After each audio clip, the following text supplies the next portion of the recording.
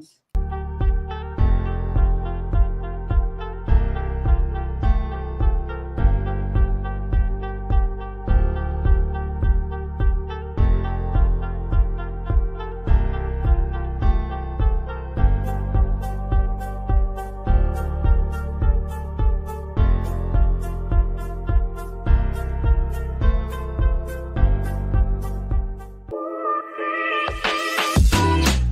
Welcome to Dental Unscripted.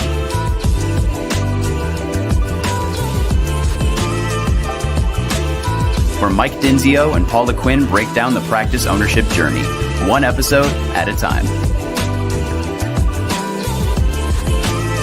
Starting up, buying, and running a successful dental practice.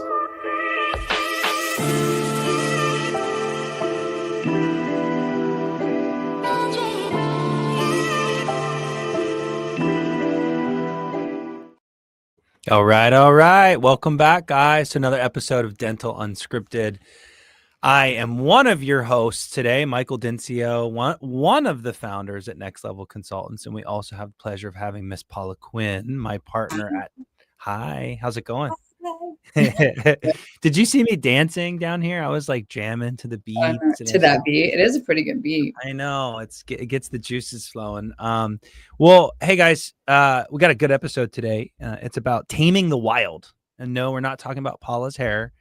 What we are talking about is team members. And team members can be crazy, wild, fun, challenging, stressful, all the things. We're going to just talk about some of the things that we do to help team stay focused, stay accountable, results driven, ownership mentality, fun stuff like that. So should have a few of our wild children, wild team members on here. Yeah, we should. Maybe they will chime in, since they didn't chime in on the last episode. Guys, if you're listening, ladies, you know who your wild ones are. You know who you are, and you need to participate to the program today. All right. Well, before we get too far, I got some housekeeping. If you are watching our program on Dental Unscripted, this is Dental Unscripted. If you're watching, listening on Startup Unscripted or Dental Acquisition Unscripted, you need to get over to this channel, which is the real channel, the new channel that we will be continuing our program on. This is going to be the only one. We are shutting those other two programs down and going all in on this one. So Dental Unscripted, it's a navy blue kind of turquoise with a tooth. Big shocker. We got a tooth in our logo. Everybody does on these podcasts. So please join, subscribe, review us, all the things. The other thing you'll notice in my background is our newest partner and sponsor to today's episode, Candid Pro. You all have heard of aligners and clear aligner therapy. There's a lot of choices out there, but we specifically partnered with Candid because of a lot of things. So before we get into it, I'm going to read a little thing that they wrote up for us because it's way better than I could ever do here. So Candid Pro is a clear aligner system built for general dentists. I know a lot of folks who are coming out of dental school and are interested in profitable therapies like aligners, but they aren't always confident enough to jump right into it. And that's so true. Paul and I could talk to you guys about all that. Like, a lot of our clients are very concerned about clinical and, the risks and all the things. But one of the reasons is the things that they're doing. And so with Candid Pro, you'll get a US-based licensed orthodontist reviewing and approving all of your treatment plans with no additional cost. And I think, and Paula thinks, that's huge. It's a huge value. And I think it will deliver great outcomes. Also, because you're a friend of me and Miss Paula here, you do get a special offer. Now, I'm going to say, guys and gals, this is actually a really good offer. Okay. So you're probably hearing a lot of good offers out there with other different programs and stuff. This is actually a really good one. You get 30% off your first few cases, and you get gold, I think, tier for 6 months. So you got a very short window, 6 months, but you get an incredible deal. So check out the link below in the description. to get that deal. And I think you guys should check it out. I really do. It's a great program. Anyways, without further ado, let's get into it. Taming the wild, not your crooked teeth, but team members. Taming the wild. So I'd love, we're just going to kind of freeform this because, to be honest with you, that's how unscripted this program is. It's very unscripted. I was like, don't we always freeform? Yeah, we always do. And and I think it's what you all want. We don't prepare much other than we know what we want to talk about. And this could go anywhere, but I think I know one of the number one things our clients would say is the hardest part about running a business is not clear the clinical aspect. It's not the business, even though the business can be challenging. It's the team, right? It's the team. And I think a lot of folks hire us consultants to help them, help us with helping them. Help me help you. Help me help you. Tame the wild. And so, Paula, would you agree to that? I think you would. It's the team, right? When you owned? No, I'm just kidding. Yes, it was. We got a very difficult guest on co-host today. Yes, it was definitely the team. What was so hard when you owned? Like legitimately, like why was it hard to work with team and get them to do all the things? Well, I think, you're a business owner and this is your entire livelihood. A lot of times the extra money comes to you. So you're obviously, the more you make, the more, you get to take home. This is your business. I think that it's your blood, sweat, and tears. And then you've got people working for you. They get the same amount of money hourly that they get, whether they kick it out of the park or their status quo. It's a job. So the trick is, and they've got a life. And so, some of the, I've been around for a long time. So a lot of people in the workforce have a little bit different work ethic than some of, other generations. And so you find that, coming in late or being on your cell phone or, whatever that might be, can take priority over the job. And I think that especially the job. I actually think, especially since COVID, things have changed too, where a lot more things are done online. So people are thinking, oh, do I really need a 9 to 5? I can do this, I can do that, I can dabble, I can, so there's like a whole mind shift of work ethics and different things and what people want in today's world and how they want to make money. So you're dealing with that. And so it just makes it really hard to get them ignited and passionate and at least half of where you are when it comes to driving the business, So I think that's the hard part. It's, and then the bigger your office is, the more personalities you have. And I joked about this before, but there is typically women in a dental practice, and we are typically the, take care of the children and the household and different things. So when we're in the workforce, it's like our mind is in different places. So I think it's just human nature. Yeah. And I think it's such a small business that the owner is the person running the business is the owner. So we're sitting here thinking, oh my gosh, this is great. This is our business. We're going to make money and we're going to service patients and like, let's all get passionate. And they're like, all right, so it's the people. Absolutely. It is. And what's interesting is like, I mean, to say that all that, like in one way is like you're giving the keys to your baby, right? For $28 an hour, someone making $20 an hour in some state. You're in Seattle. I am sitting in Washington, so yeah, it's 28.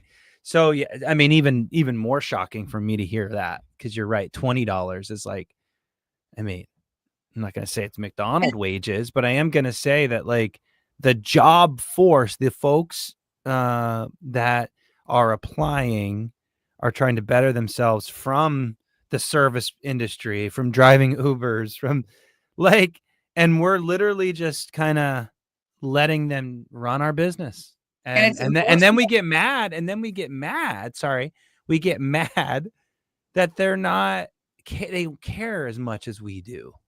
Well, and let's talk about, like, it's a small business. The taxes, the overhead is outrageous. So, Yeah. I'm not saying every practice. It depends on the practice.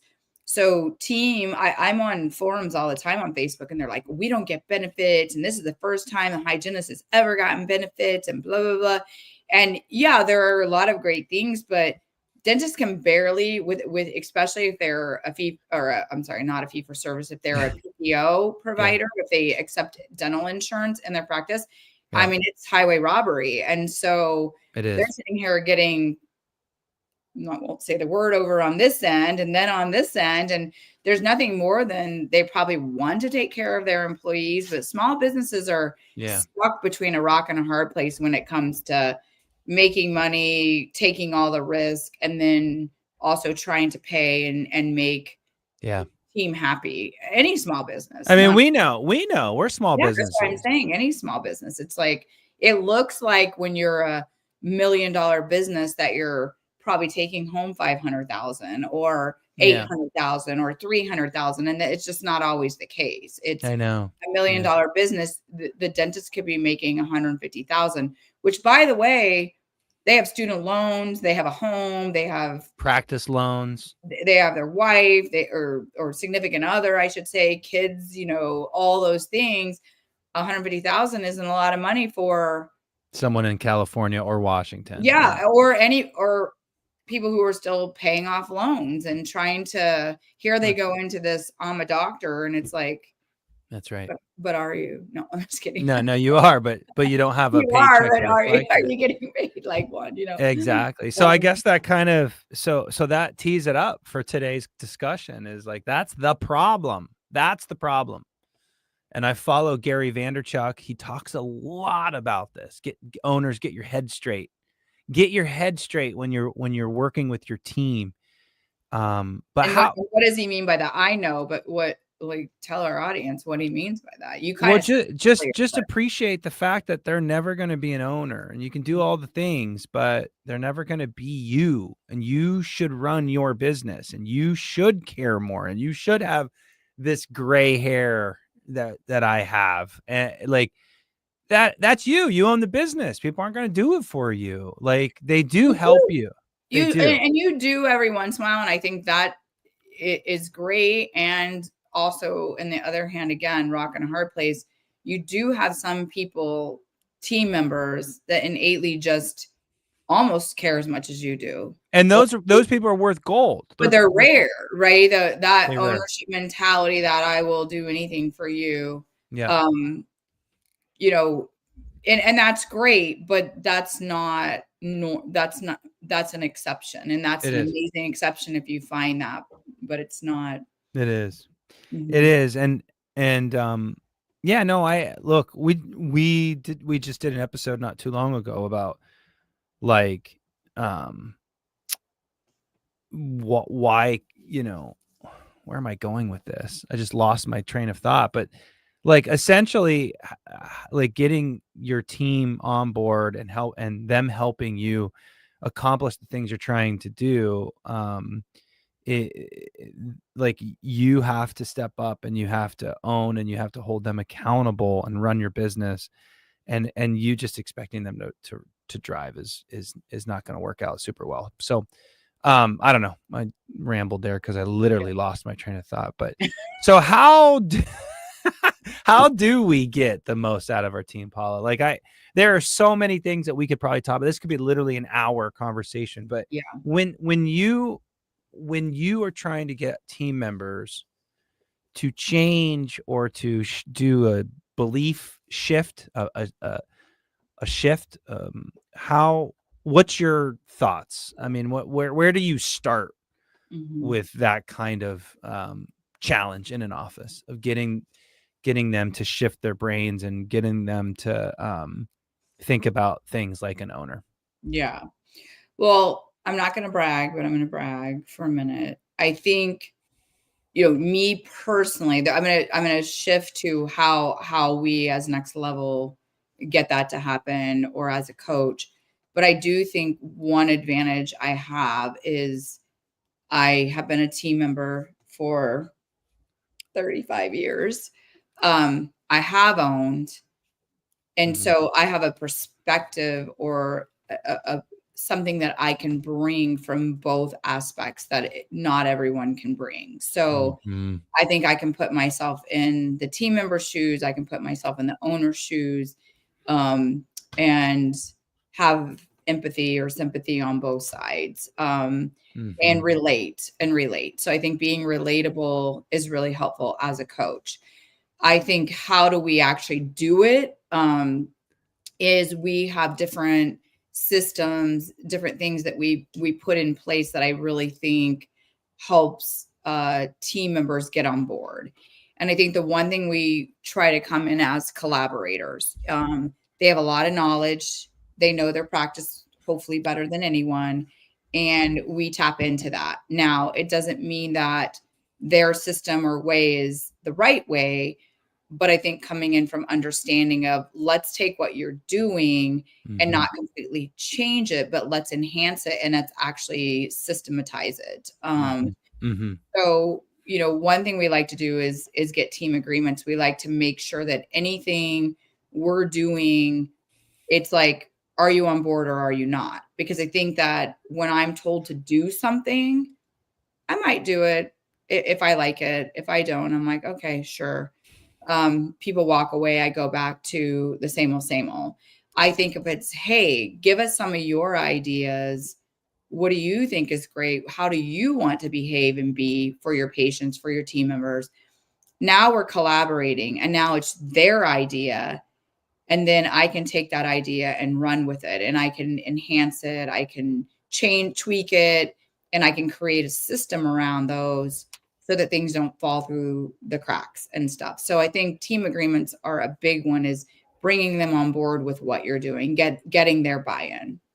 I love that. I think it starts there because a lot of consultants come in, and I don't want to make this about consulting, but even let's just say you guys, you dentists, you come in, you own the practice, and you just start barking what you want to do and what needs to happen. Like a lot of It's my consultants. vision, right? It's my vision. My vision, and that's fine. You got to have your own vision for sure, but like you they come in, consultants, dentists, new owners, and they're just like, this is what we're doing and this is the way, and without buy-in, that's just not going to work out super well.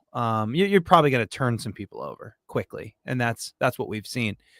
And I think I liked where you were going, Paula, with this, because I think I was reading your mind here.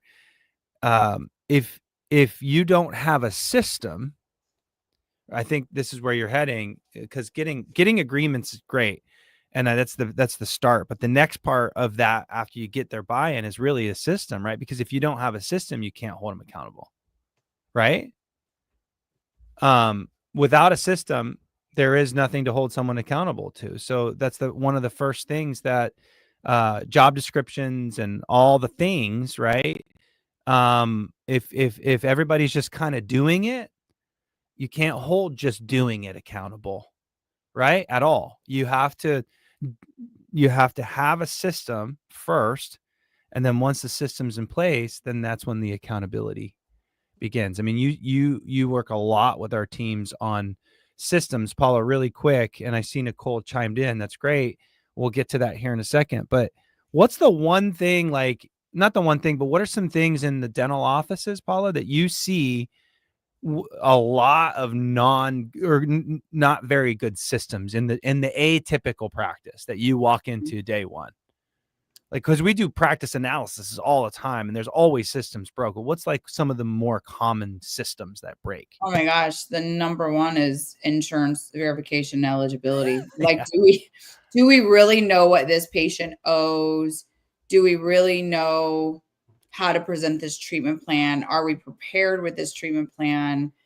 Uh, just really how to utilize insurance, maximize insurance, understand insurance, However, you work for the dentist, not the insurance company. So how to verbalize that to still get what you want done, but help assist the patient along the way with accuracy and preparedness. I mean, that is literally number one. It trickles all the way to the front, to the back.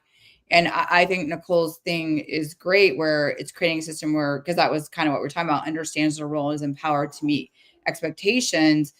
It's that transparency. So what a system does, it creates transparency for both the team member and the doctor. So like you said, when someone falls short of it, we know where it happened, because there's a repeatable process. System. There's a process. And it's like, let's say that, patient's upset about, we charged them for something we shouldn't have, or quoted them wrong. We start, like, if getting the eligibility and entering it correctly and letting the practice management system work for you isn't happening, everything else is a domino effect from there. That's right. That's right. Because that is the system. That is the process. That is the system. Paula's mentioning a comment that came in from Facebook. It's one of our coaches, Nicole. She says, I think as a consultant, it's about creating a system, all caps, where everyone understands their role and is empowered all caps. To meet, all caps, empowered to meet expectations. And that's exactly what we're talking about, is systems. But then the empowerment part is also important also. Well, that's what that system does, is because if I know the job role, I know how to do it, and I know where doctor or we want to go with it, I'm empowered. I don't need to feel insecure about my job. I don't need to feel nervous that I'm not going to do something correct with a patient. I barely even need to go to doctor, because I understand the system. That's where the empowerment comes in, is I can rock at my job now. I know what doctor expects. I know the system. I know the processes. I have all the tools. I really, the only way I'm going to mess up is, we're human. I have a bad day, like something small, but it should be small and rare. Very. Yeah. And yeah, exactly. I mean, I love that. And again, back to where we started in the meeting, or the meeting, the podcast, where like you have as an owner, you have to like get involved. You can't just be the dentist anymore, like an associate. So getting involved and noticing that the insurance process, treatment planning is not accurate. So dig in, fix the systems created. Now, as the owner, the mom and dad, we talked about beginning of the conversation, now you have to hold them accountable, and over and over and over again, until it becomes a culture. And that's kind of where we're heading, is like this culture. And is culture a real thing, is my question here. And it is. Paula, you always say culture eats strategy for breakfast. Yes, culture eats strategy for. I knew you were going to say it. I didn't know if you were going to say it. I wasn't sure. But it's true. And what do you mean by that? What do you mean by that? You can have all the strategy in the world and all the systems in the world, but if you don't have the buy-in from your team, they're just gonna throw that in the trash, and you're gonna think you've got all these systems in place. They're unhappy at work. They don't get along with someone. They're not buying in. They're gonna trash that. They're gonna do what they want to do. Yeah. Even though it's all your little SOPs are right there, it's written down.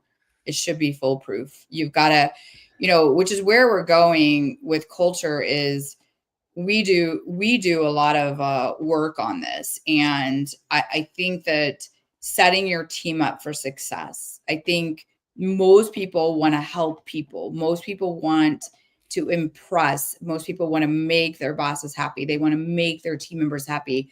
So I think that as long as they feel appreciated, as long as they feel heard, like anything is possible. And so, I mean, some ways we do, I don't even, are we still, do you want me to move on? Cause I feel like no, this is great. I'm not the boss. You're the real boss. Everybody knows you're the real boss. We're talking about, is culture a real thing? And apps a stinking lutely.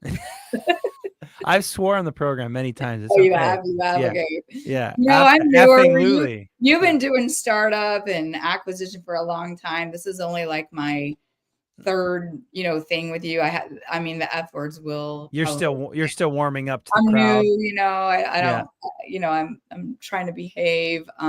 No, I think it is I think the thing that a lot of owners miss on is without accountability. I think without accountability, it's hard to create a culture. And here's what I mean by that. Like, if you don't hold your team accountable, the culture isn't to do something. So for example, if creating a 7-star customer experience, how do you get that culture? How do you get to that? Well, that's the standard. You hold people accountable to it over and over and over and over and over and over and over until that becomes the culture of your entire practice. And if someone doesn't fit that culture, you weed them out. But the only way you would do that is by holding them accountable over and over and over and over until you get so sick of telling the same person over and again, hey, dude, Well, Michael, you're but I not. think but it starts before then, and we kind of touched on this with team agreements, and you said, yeah, that's one thing, but I think it's, our core values. We've done this with Next Level is they say you hire and fire by core values. So if someone doesn't fit those core values, it's not the right culture. So I think number one, agreement as a team, we all agree to something. Now I can hold you accountable. I think we talk about core values. What can we be okay with, and what are we like, absolutely no. You cross this boundary, you're gone. I think that's it. I think then the transparency comes with the job descriptions. Like, what am I supposed to do? When? How? What do you expect of me? Because if I don't know, I'm going to fail you every time. You have to tell me. It's got to be written, practice it. So it's got to be repeatable, transparent to other people, so they're not judging me. And That's right. And then I've got to be able to practice that and become proficient in it. And that's where we talk a lot about setting goals. Like the team has to know the goals. Doctors are so afraid to share money and goals. Team eat that up. Dude, they do. They so do. Like every time we just came off of annual planning and it's still January. We just did annual planning this month is what I meant to say. And I was about to say, I did say last month. And annual planning is one of my most favorite times because we get to declare all the things that we want to do with goals we want to meet. How did you do last year? What do we want to strive for? So, and every single time we do that with a new client, the office's eyes are open. They're like, and they say, thank you, right? This is great. You. They always say thank you to Paula and I. And I'm just like, hey, doc, is this an aha moment for you? Because we gave them numbers and they're starving. They're starving for this information. And you were so afraid to share it. If you don't share your goals by numbers, how are they going to help you get there? How? Nicole should have been on the program today. She's on fire right now on Facebook. She said, create a growth mindset culture, transparency in business operations, which we just talked about, align incentives with ownership mindset, like profit sharing. Anyone? ?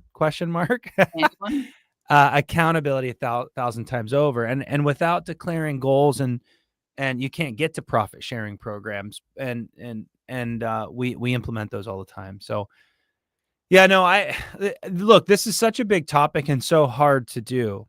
How could you how do you simplify this, Paula? Like, just like someone that's just kind of getting into this stuff, they're brand new owners, they don't have us coaching them on. Where do you begin? I think, where do you even start with this stuff? All this is a lot. It takes me back, and this is a little off, but it takes me back where a doctor we coached didn't want the team to know, they didn't know what they were talking about. and they would have us tell them everything, and then they would deliver it because they were so afraid that their team would think they were inept. I You know what I remember. mean? Mm-hmm. And I think, there's so much I gotta let me take this in and say it, and then you can paraphrase it if you need to. Yeah. I think it does, you do need to be vulnerable with your team. And I'm not saying you have to be like cry and like give them your messiness. Yeah. Don't be weird, Yeah. basically. Don't be I'm weird. saying be vulnerable to know that, hey, I hired a team because I need all of you experts to help me grow. I need your help. Mm-hmm. Here's what I'm thinking. Here's my vision. What are some ideas of how we can get there together?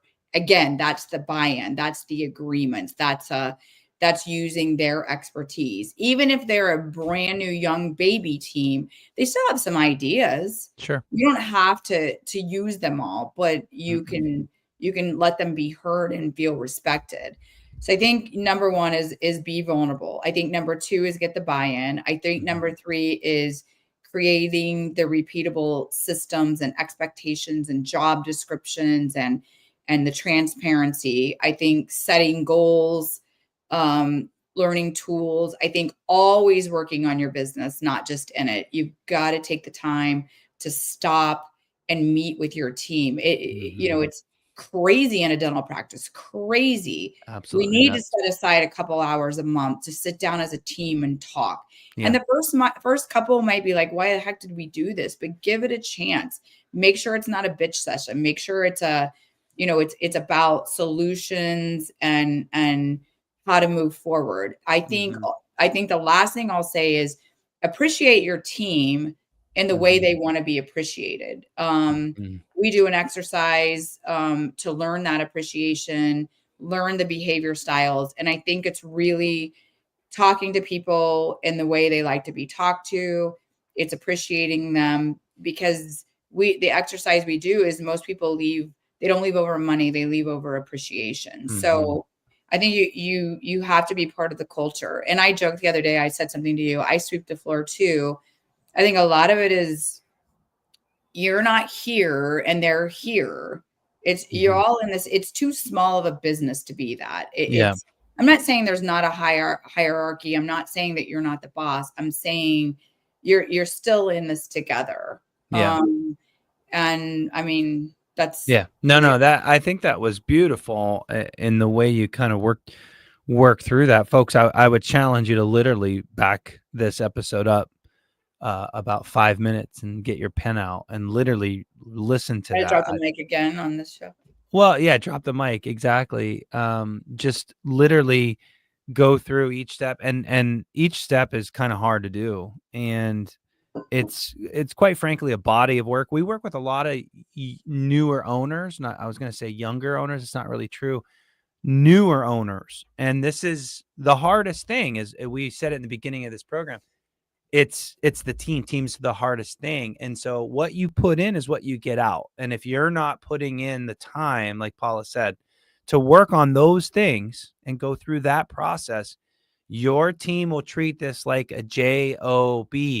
We always get our clients coming back pissed that they didn't show up, or they didn't work through their lunch, or they didn't maybe give a more heads up on sick or their kid issue with the child care. And they're just like always frustrated that these employees, not partners, are disappointing. What profit sharing does, it helps make them partners. It's right. It's all these things makes them partners. And then I ask, like, how much time did you put into agreements and systems and getting buy-in and touching base and sharing your goals and and the answer is always not enough.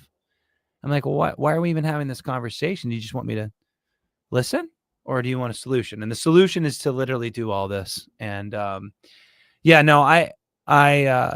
want one thing. You mentioned newer owners. Newer owners, yeah. But I mean, that's a pitfall of a newer owner. But I do think our seasoned owners are honestly checked out of the business, and they're just letting the team run it, and they don't even know how it's performing until they know it, until they feel it. We go in so many offices that have been in ownership for, 5-10 years, and they have no idea there's, $100,000 sitting on the table. They have no idea the front office isn't collecting up front. They have no idea their cancellation and no-show is out of control. They only know it if they feel it.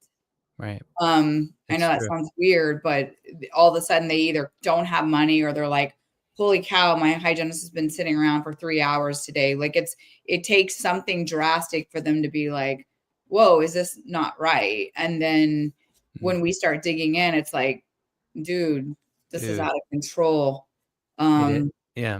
So, or not dude. I guess a girl can be a dude too. Dude. I've been saying dude a lot to everybody. Yeah. I don't identify. New words, bro. That's too young. That's what my girls say, bro. Bruh. Or bra? Yeah. I don't know. I don't know how to say it. I'm not cool like that. If I try to pull that stuff off and people look at me like I can't do that. Just, dude. Dude, where's my car? Wasn't that a movie? Dude. That was Bill and Ted's Excellent. Bill and Ted. Oh my God. No, everybody on this program does not know Bill and Ted's Excellent. What was it? Adventure. Check it out. Go to YouTube and watch that. Not this program. I don't know if it's worth it. No, it's totally worth it. Well, gosh, like I said, jam-packed episode today. Lots of stuff to discuss there. There's books, there's things, there's all kinds of stuff. Start there, guys. Start there. And ownership. It'll pay itself off tenfold. Most offices can't get to the next level without mastering this. It's a fact. You will plateau. You cannot get past wherever you're at without that. Because culture strategy. That's right. Paul is doing a Pac-Man thing for those that are listening. They can't see. Oh. Well, they can, but if they log on and subscribe to YouTube and follow us on there. But most people. All right. Well, again, thanks so much, Paula, for helping me on the program here. But before we head out, let's turn back to our friends Candid behind me, Candid Pro clear liners. We got you guys this amazing offer right out of the gate. You guys get tier gold tier pricing for 6 months. I mean, it's huge for new it's called the new provider bundle. If you're looking for a more profitable clear aligner solution, this is exactly what you need. Check out the link below. And all I would ask is you check them out. There's a lot of options, and these guys should be one of them for you. So without further ado, subscribe, do a Google review or whatever. We love you guys, and we appreciate all of your support. And if you ever need help with consulting, buyer rep, startup, just general practice management, hygiene, front office, credentialing, billing, all the things we do, please reach out and just have a conversation. If we can't do it, we'll refer you to someone that's better at us in other ways. So, okay. I guess that wraps up another episode. Thanks again, Paul. I'll talk to you guys soon. Thank you, Michael. Bye. Bye. Thanks for everyone who participated. Yes. Nicole specifically. Shout out. All right, guys. See ya.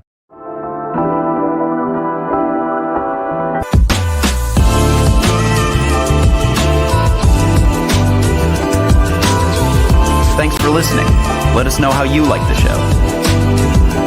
Rate us on Apple and Spotify.